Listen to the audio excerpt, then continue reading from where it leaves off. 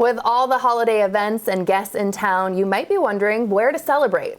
Well, my first guest has a great idea, seated at a table at his restaurant, Goldfinch Tavern in the beautiful Four Seasons in Seattle. So welcome back, Chef Ethan Stowell. Thanks. Always a pleasure to have you. Thanks for having me. I appreciate it. Cooking with you is such an honor. So what are we making today? Today we're doing one of the dishes from the Goldfinch Tavern's holiday menu. So we're going to do a prime rib, or in this case, ribeye. And we're going to do it with some creamed greens. So we've got kale and spinach and Swiss chard in there. And then some Dungeness crab mashed potatoes. So we're going to fold some fresh Dungeness crab into mashed potatoes. Okay. Yeah, but first I'm going to teach everybody here, since I'm here, I figured I might as well teach people how to cook a ribeye. Teach all of our home cooks, please, including me. Okay. This is intimidating, so how do we get started? All right, so first thing is make sure you have a nice hot pan. Okay. Add a fair amount of oil in there.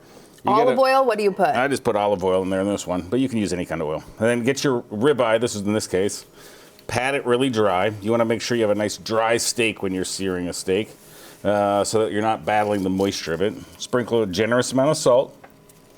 That looks like fancy salt. It is, Maldon sea salt, and then a fair amount of freshly cracked pepper. Okay, you're not kidding with the seasoning. No, you got to add a lot of flavor to get that flavor out of the steak. Oh, I like the sizzle. Yep, and then you add it in there. I call this thing the little chef wiggle here to make sure it's not stuck to the bottom. So you want to make sure it's searing properly. Now, I've got a couple of tips I use for people. I tell them 2 to 3 minutes on each side. Okay. Right? And make sure when you get a steak, you make sure it's even throughout so it cooks evenly. Right? So we're going to cook this 2 to 3 minutes on each side, then let it rest for Why is an the equal amount of time. resting important? Well, it's important because the steak is, one of the things people have when they cook steak at home is oftentimes they serve it too hot. So all the moisture gets forced to the middle of the steak, and it has to like cool down and relax to have all that moisture, which is the blood, redistribute throughout the steak. So if you go to a restaurant, oftentimes you get that really bright red center eye of a steak, and you're like, that never happens to me at home. It's usually because they let it rest. Let it rest for a good 10, 15 minutes. It's totally fine. 15 minutes? Totally. Oh, I'm not patient enough. Yeah, okay. you got to be patient with the steak for sure. There's no doubt about that. So am I able to look for like any coloring or anything with this, or 2 to 3 minutes is what? 2 to 3 minutes. The other side, as long as you patted it dry, you're gonna let it caramelize. You don't want to have that moisture because the moisture creates steam, and so if it's dry, all the protein will just sear up and crisp up really nicely. So we'll check it in a couple minutes. We got to let it be patient. Yeah. And then go from there. And don't mess with it. Like be like checking underneath it. Like you can do the chef wiggle, but that's about it. That's about it. You just want to make sure there's a nice sheen of oil underneath it to cook it in. Okay. And while that's cooking, what else is prepared with this? All right. So this, like I said, this is on our menu at Goldfinch Tavern for Christmas Day. This is one of the entree options. And we have special menus going on all throughout the wintertime, right? All throughout the holiday season. I mean, I personally think headed downtown right now is magical. It is. There's lights everywhere. People are out walking around, hanging out. I mean, and one of the things I used to do as a tradition as a kid was go to hotels, right? And hotels have lobbies where people can hang out, relax. They're usually nicely decorated. You go have a little glass of wine or champagne or just some hot tea, whatever you want. But, that's what we're doing at Goldfinch Tavern at Four Seasons, right? Our lobby's beautiful. People can go there, relax, maybe have an oyster or two, have a glass of wine. And it's super easy. It's a beautiful street.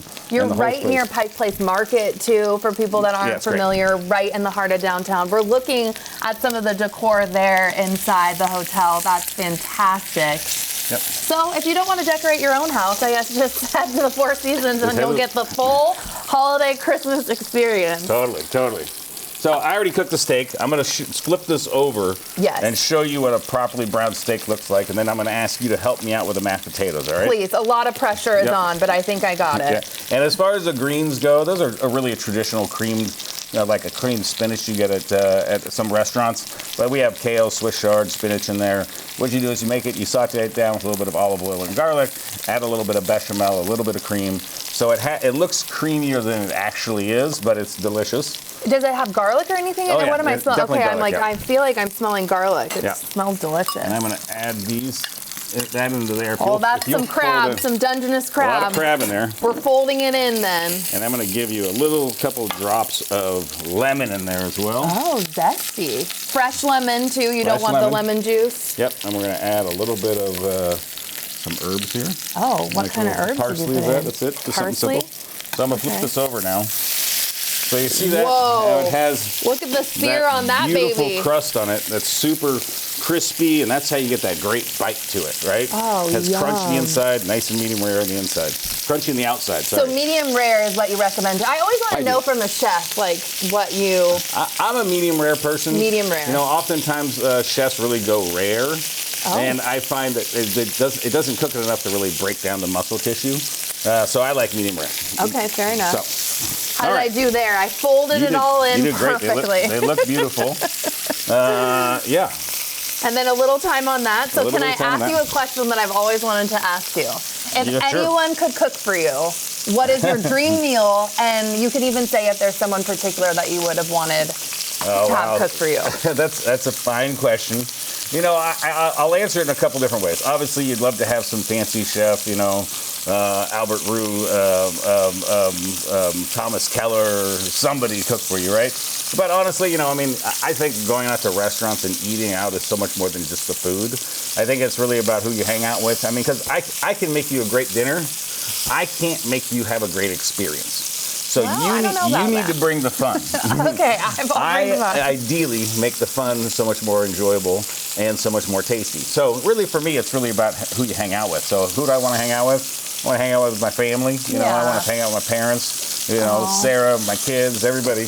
You know, so I love hanging out with everybody and just, you know, we don't get enough time in today's world. It's so busy, right? Absolutely. Did you, like, find your passion from your parents cooking, or was this something that you've always been interested in? Well, yeah, my dad was the home cook, just like I am at the house, you know, even at work. I mean, when I get home, I cook, you know, every day. And so I'll be cooking all the holiday meals this year and doing all the stuff, right? I mean, it's what I like to do. I'm fortunate. My hobby is my career, and my career is my hobby. That's the dream. That's what everyone says. Then your career doesn't feel like work. What are you doing here? What are you chopping off? I am slicing a piece of steak, and we're going to plate this thing up.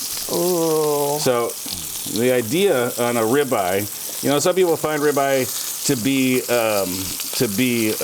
pretty fatty, and it is, right? I mean, it is not the steak you're supposed to eat every day of the week. Leanest cut, okay. You know, so I tend to have it on the holidays a lot because it's you can roast one entire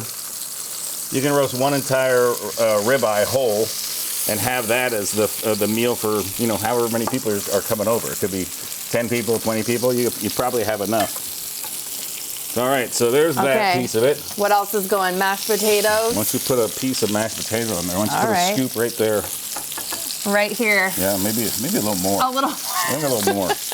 We want those mashed potatoes. So this is, keep in mind, this is a holiday plate, everybody. Yes, exactly. Calories don't count. No, not on the holidays. Okay, we get some greens on there. Yeah, you got to make it healthy. And then what's the sauce that you're pairing it with, too? Well, we make a very rich veal reduction.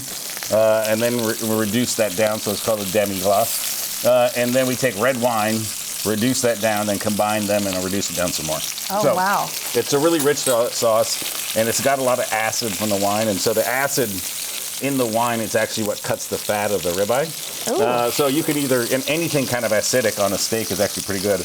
I oftentimes put a lot of lemon on mine. Okay, well, I can't wait to try. Well, here we go. Yep, here we go.